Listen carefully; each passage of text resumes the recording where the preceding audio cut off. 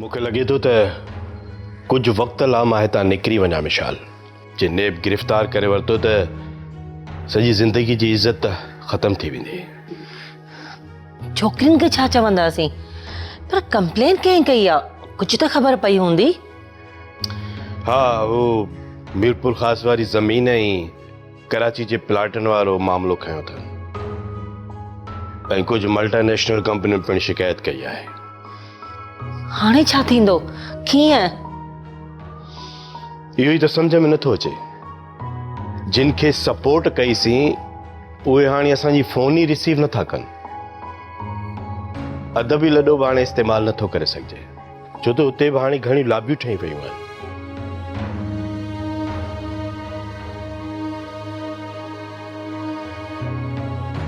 मुंहिंजी धीअ राणी तकड़ में घरां निकिती ऐं तकड़ में वापसि आई।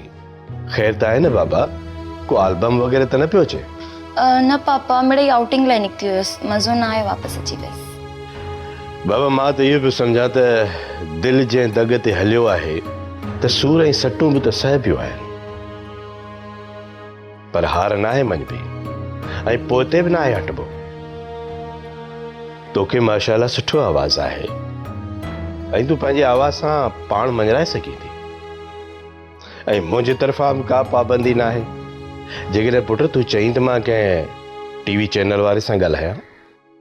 पापा, मूं कॾहिं हार नाहे मनी, मां अव्हां जी थी आहियां। चाहियां थी त पंहिंजी क़ाबिलियत ते इहो सभु कुझु माणियां, जेको बि तव्हां पंहिंजी क़ाबिलियत ते माणियो आहे। मां बि त तव्हांजी मामा आहियां ऐं मां बि सम्झां पई, मूंसां बि त कुझु शेयर कयो, या मूंखे किथां लधो अथव? मम्मा, अव्हां मिटीअ में पयल सोनो झुमको थोड़ी हुयो जो ईअं लधा आयो।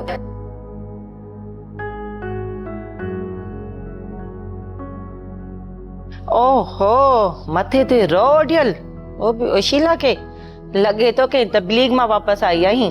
हाँ, तबलीग तां मोटी आई आहियां। तव्हांखे मसलो आहे? अर्शिला, ही छा पई ॻाल्हाईं तूं?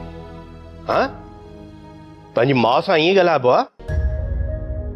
तोखे रिश्तनि जी पासदारी जी सम्झ हुजणु घुर्जे। I am sorry Baba, sorry हिन मुल्क जा दानश्वर, अदीब ऐं ब्यूरोक्रेट। पहिरीं त अव्हां वटि रिश्तनि जी पासदारी हुजणु घुर्जे, पोइ असां ते इल्ज़ाम हणिजो।